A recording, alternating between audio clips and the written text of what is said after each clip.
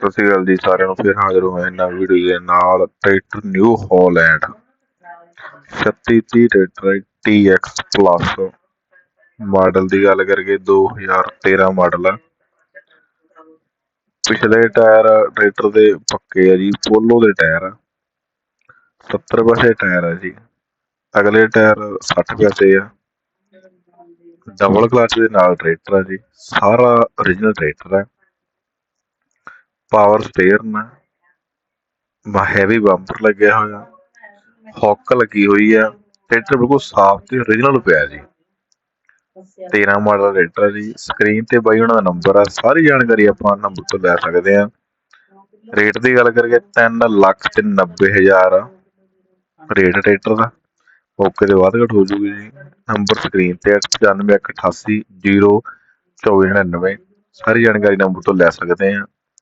ਸਾਡੀਆਂ ਨਵੀਆਂ ਵੀਡੀਓ ਦੇਖਣ ਲਈ ਚੈਨਲ ਨੂੰ ਸਬਸਕ੍ਰਾਈਬ ਕਰੋ। ਤੁਹਾਡੇ ਸਾਰਿਆਂ ਦਾ ਬਹੁਤ ਧੰਨਵਾਦ।